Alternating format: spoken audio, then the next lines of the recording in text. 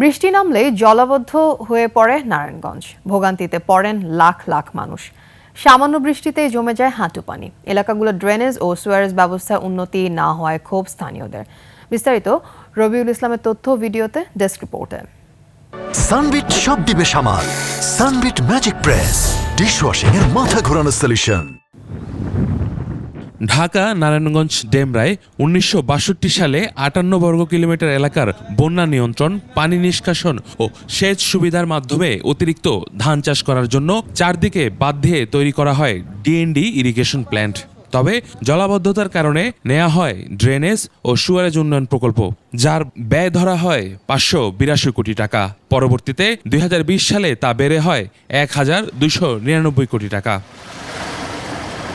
সেনাবাহিনীর 19 engineering construction battalion তাদের কাজ শেষ করলেও কাঙ্ক্ষিত সুবিধা পাচ্ছে না স্থানীয়রা। হালকা বৃষ্টি নামলে মনে করেন আডো হামান পানি বাইরে যায়। বৃষ্টি হলে কোনো জায়গাতে যাওয়ার মতো জায়গা নাই, জমে যায় পানিটা।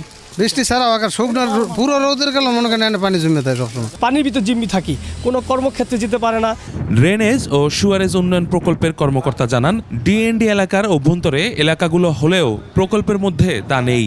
লালপুর, ইজদাইর, গাবতলী সেসব এলাকা নিচু হওয়ার কারণে এখনও সেসব এলাকায় কিছু কিছু অংশে জলাবদ্ধতা দেখা যায়, বাট এগুলো আমাদের সেনাবাহিনী কর্তৃক গৃহীত ডিএনডি প্রকল্পের আওতাভুক্ত নয়। পানি উন্নয়ন বোর্ডের নির্বাহী প্রকৌশলী জানান, জনদুর্ভোগ দূর করতে শিগগিরই নেওয়া হবে নতুন প্রকল্প।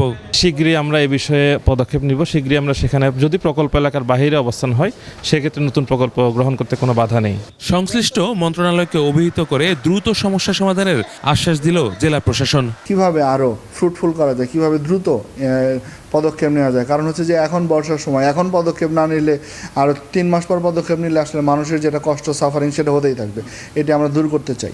জলাবদ্ধতা নিরসনে টেকসই পদক্ষেপ নেওয়ার জোর দাবি এলাকাবাসীর। ইউসুফ হাসান নাইম, 21 টেলিভিশন।